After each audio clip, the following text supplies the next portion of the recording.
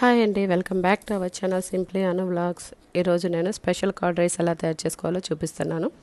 ఈ విధంగా పెరుగన్నం కలిపి పెట్టండి, మీ పిల్లలు ఎంతో ఇష్టంగా తింటారు.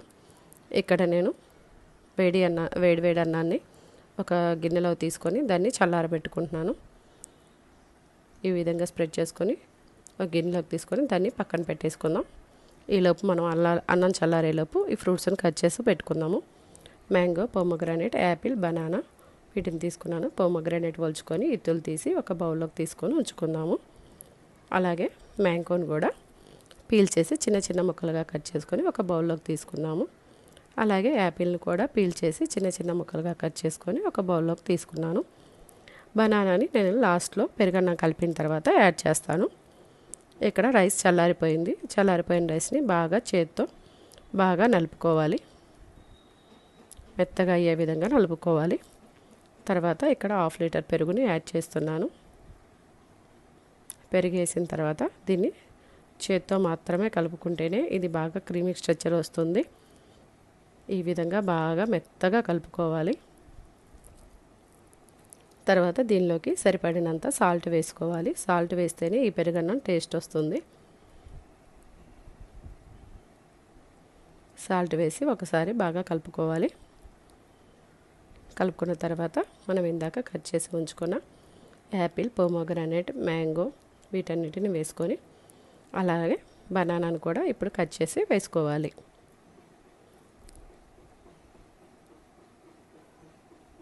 ఈ విధంగా చిన్న చిన్న ముక్కలుగా కట్ చేసి ఈ రైస్లో వేసుకోవాలి.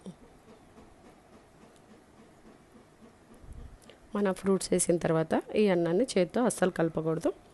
ఒక గంటె తీసుకొని చిన్నగా కలుపుకోవాలి. మనం చాలా చిన్న చిన్న ముక్కలుగా కట్ చేసుకున్నాం కదా, ఎలా పడితే అలా కలపకూడదు. స్మూత్గా కలుపుకోవాలి. ఇలా చిన్న చిన్న ముక్కలుగా కలుపుకోవడం వల్ల మనకి ముద్దకి అన్ని ముక్కలు తగులుతా చాలా బాగుంటుంది. ఈ విధంగా అంతా కలుపుకున్న తర్వాత దీన్ని వేరొక బౌల్లోకి తీసుకుందాము.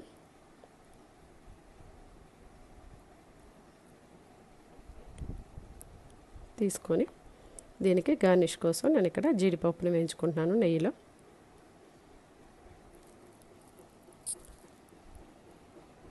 తర్వాత అదే నేతిలో కొంచెం పోపు గింజలు వేసుకుంటున్నాను. ఈ పోపు గింజలు వేయడం వల్ల మనం పెరుగన్నం తినేటప్పుడు కరకరలాడుతూ చాలా బాగుంటుంది. పెరుగన్నంలో జీడిపప్పుని ఇలా పెట్టుకొని పోపుని వేసుకోవటమే. ఇక్కడ నెయ్యిని అస్సలు వేయటం లేదు పెరుగన్నంలో, దాన్ని పక్కకు పెట్టేస్తాను. అంతేనండి, ఎంతో టేస్టీగా ఉండే స్పెషల్ కర్డ్ రైస్ రెడీ అయిపోయింది. నచ్చితే లైక్ చేయండి, ఒక్కసారి ట్రై చేసి చూడండి. Thanks for watching. Please subscribe my channel.